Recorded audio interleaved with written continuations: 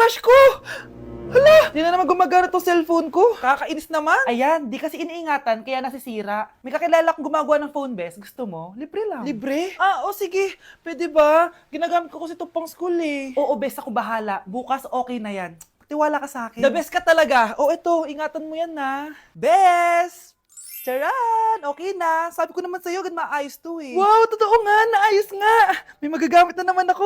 Bes, kain ka muna. Ay, wag na Bes. May gagawin pa ako sa bahay eh. Kita lang tayo bukas ha. Sige Bes. Thank you ulit ha. Ikaw lang talaga mapagkakatiwalaan ko. Yes, makakanood na ako ulit ng mga K-drama. Sino yung mabahong yun? Ay, ako pala. Ligo na nga ako. It's time. Selfie muna bago ligo. Ganda ko talaga. Ligo na nga ako. My favorite song. Ayoko umasahan. Woo!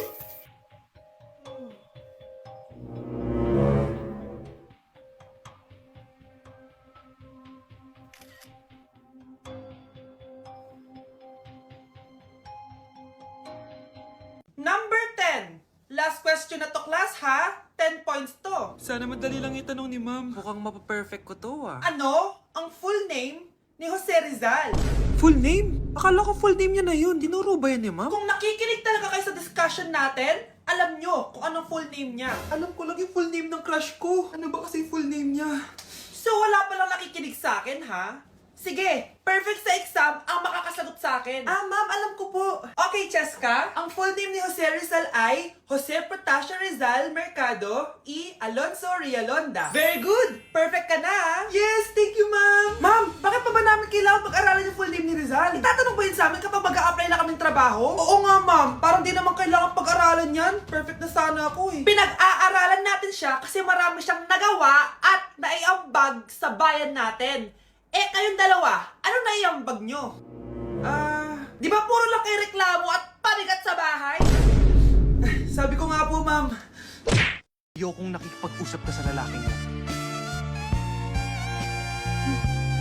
Nagsiselos ka, no?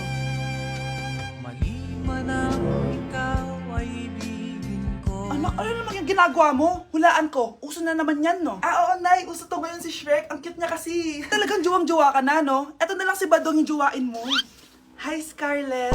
Wag na lang magjowa, Nay. Mas pipiliin ko pa si Shrek kesa dyan, no? Arte neto.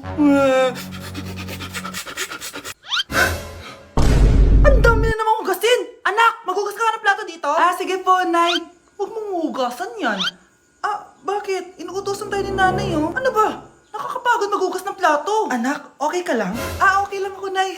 Nay, pwede ba akong sumama sa gala ng mga kaibigan ko? Ay, hindi pwede. Gabi na, oh. Delikado na sa labas. Sige po, Nay. Anong sige? Huwag mong papakinggan yan. Sumama ka. Pero tama si Nanay. Delikado na lumabas. Hindi mo ba naintindihan, ha? Masaya doon. May inuman. Madaming lalaki. Anak, pa-check up na kita. Ay, di na, Nay. Okay lang ako. Anak, eto na pagkain mo. Bitawan mo ako. Nasasaktan ako. Bakit? Makulit ka, di ba? Sabi kong ayaw ko maligo. Ano ba? May putok na ako. Maligo na tayo. Ayoko! Anak, ano nangyayari sa'yo? Hayaan mo sila. Huwag mo silang papakialaman. Dahil isa ka din naman may saltek. Pero nag-aalala lang naman ako sa anak ko. Nagmana lang naman yan sa'yo. Nay, may saltik ka din? Shh, Scarlett. Itatakas kita, ha? Scarlett, may kausap ka ba? Nandiyan na si Nanay. Bilisan mo. Paparating na siya. Bibilisan ko na. Scarlett! Scarlett! May kausap ka ba? Huwag kang maingay dyan, ha? Scarlett, tara na. Tara na, tita. Tita, buti na lang dumating ka. Hindi ko na kaya mga pinagagawa ni Nanay. Hi, Scarlett. Nay. Napaka-hayop mo, Susan! Oo, hayop ako. At least madaming pera. Huwag kang mag-alala. Hindi kita sasaktan. Hindi ko na din kaya mga pinagagawa sa akin ni Susan. At ikaw, Scarlett, ipapakain ko sa'yo yung lason na binigay mo sa akin. Nay, wag po. Halika. Isubo mo tong lason. Ito'y nararapat sa'yo para mawala ka na sa mundo. Itigil mo na yan, Susan. Totoo ba itong nakikita ko? Buhay ka, Tay? Oo, buhay na buhay. Paano nangyari yun? Hindi pwede. pinatay na kita! Simula pa lang ng una, alam ko naman na pera lang ang habol mo sa akin, Susan. Kaya nung naparalyze ako, alam ko na pagkakataon mo na yon para lasunin ako. Kaya inutusan ko yung pulis para ipalit ako sa bangkay. Hawak ko din dito yung mga papeles na magpapatunay na ninanakawan mo ako ng pera. Sumama ka sa akin sa presinto. Tandaan nyo to! Hindi ba ako tapos? Anak, sorry. Kinailangan ko magtago sa'yo. Okay lang, Tay. Ang importante, buhay ka.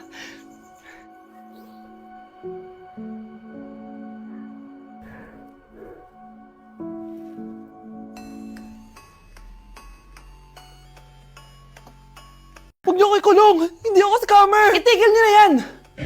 Hindi si nanay ang scammer. Pero nasa bahay na to, ang totoong scammer.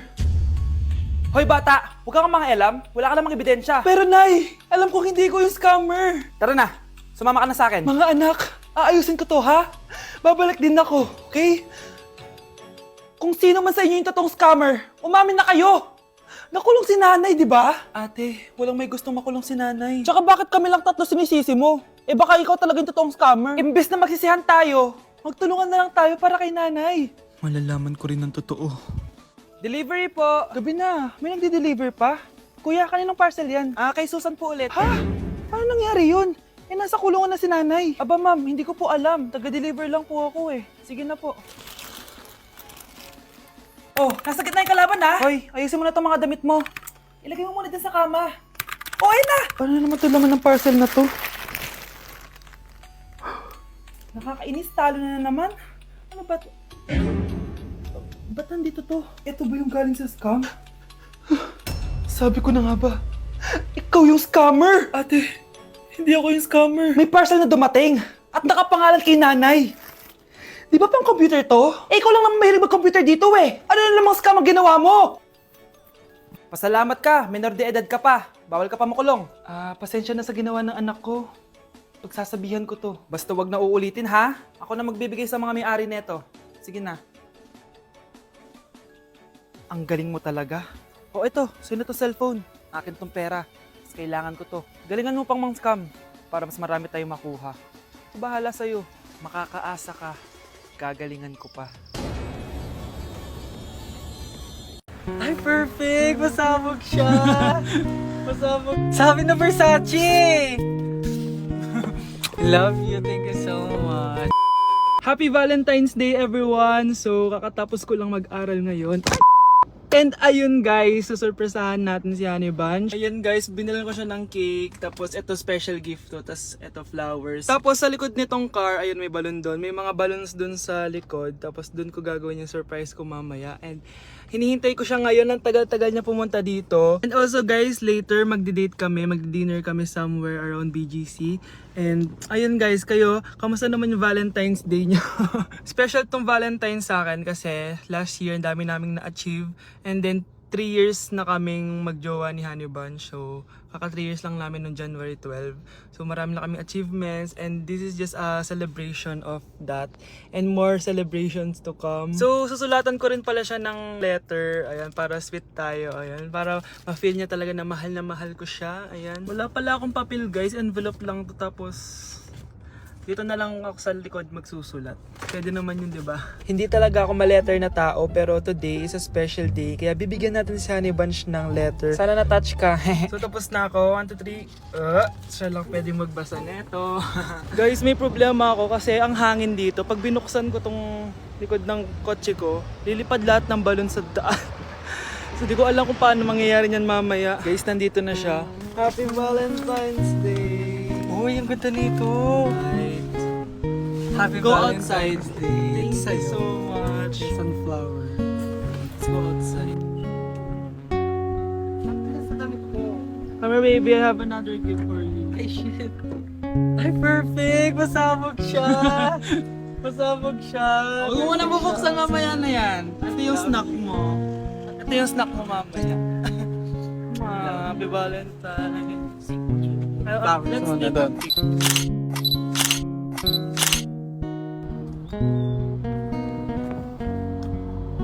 So guys, may dala pa pala siyang flowers. Matagal na sinasabi ni Honey Bunch na gustong gusto niya daw yung amoy na naaamoy niya sa mga mall. So ayan, binilan ko na siya finally.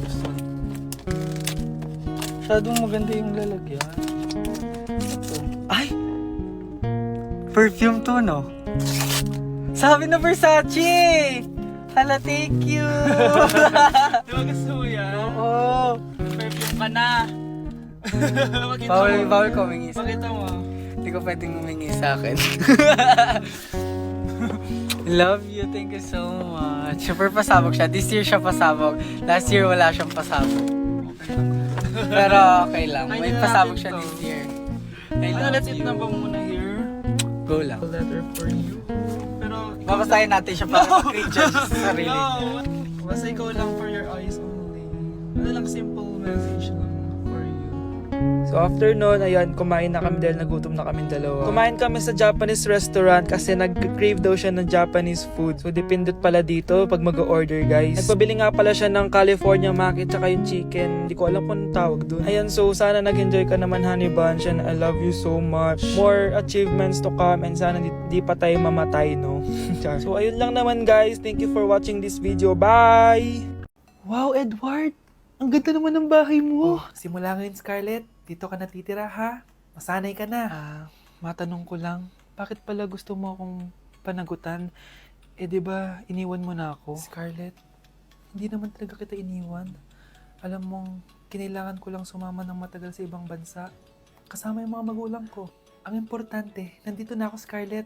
Bubuo na tayo ng pamilya. Ang sarap naman pakinggan nun. Oh, Scarlett, bakit? Ang sakit ng tiyan ko! Ha? Teka lang, tatawag ako ng nurse, ha? Diyan ka lang. Edward. Buti na lang dumating ka, tita. Ako, Edward, salamat sa pera, ha? Makakasiguro kang kay Scarlett Lato mapupunta. Bakit nandito yung babaeng yan, ha? Paalisin niyo yan! Ha? Anong nangyayari? Scarlett? Anak, di mo ba kilala? Nanay mo ko. Hayaan mo, baka dala lang ng pagbubuntis niya. Tawag lang po ako ng nurse, ha? Scarlett, dyan ka lang, ha? Edward, wag mo ko iwan, please! Wag mo ko iwan dito sa babaeng to! Akala mo ba makakatakas ka sa akin? Binigyan ako ng malaking pera ni Edward, oh. Nakuha ko ng gusto ko. Ngayon, pwede ka na mawala. Nay, wag po, please. Scarlett, pigilan niyo babae niyan! Brianna? Tita, anong ginagawa niyo kay Scarlett, ha? Wala. Ina-adjust ko lang yung unan niya. Napakasama mo, tita. Sariling anak mo, papatayin mo. May ipapakulong ako dito. Ano? Kulong? Edward, nakatakas siya. Scarlett, hayaan mo na siya. Hindi ka na niya pwedeng saktan, ha? Paano yung pera? Buti na nakatakas ako. At least may cheque naman ako. Nasaan na yun? Nasaan na yung cheque? Ito, oh. Naiwan niya. Thank you, Edward. Masaya ako para sa inyo, ate. Scarlett, Brianna, hanggat nandito ako, poprotektahan ko kayong dalawa. Nay! Impostor? Bakit nandito ka, ha? Walang iya ka? Bakit mo ako ginagaya, ha? Baka nakakalimutan mo. Nanay mo ang sumira ng mukha ko. Ha? Wow! Hoy, Sofia! Tandaan mo! Katulong ka dito, di ba? Huwag kang paupa-upo lang dyan. Ma'am. Kakatapos ko lang po maglinis. Nagpapahinga lang po ako. Talaga sumasagot ka pa sa amo mo, ha? Nay! Ang dumi pa dito, oh! Hindi niya ginagawa na maayos yung trabaho niya. Walang iya ka? Madumi pa pala dito? At nakuha mo pang magpahinga dyan? Paano nangyari yun? Ma'am, nilinis ko na po yan. Maniwala po kayo. Oh, eto. Yung mukha ko! Ang sakit! Ayan, pati mukha mo, dudumi na. Umalis ka na dito! Tatanggalin na natin, ha? Buti na lang talaga, mabilis kang gumaling. O ayan, kuhang-kuha yung mukha ng pinapagaya mo. Dok, kamukha ko nga siya. Pinag-ipunan ko talaga to. Nagtataka lang ako. Yung ibang tao, mga artista yung pinapagaya ang mukha. Eh yung sa'yo parang normal na tao lang yung pinagaya mo. Dok, may kailangan lang akong gawin. Kung ano man yan, mag-ingat ka, ha? Ano? Ikaw si Sofia? Napakawalang ya mo din, eh, no? Niloko mo pa kami! Mas walang ya kayo, mga hayop! Nay, baka gusto niyo ulit mabuhusan ng asido sa mukha? Asido? Gusto mo ng round 2? O eto, round 2! Sige, ibuhos mo! Naka-live ako, oh. Ipakita nyo kung sino talaga kayo! Ano? Alisin mo yan? Ano? Takot na kayo, no? Tignan ko na lang kung hindi kayo masisira sa mga tao. Hindi kami pwede masira.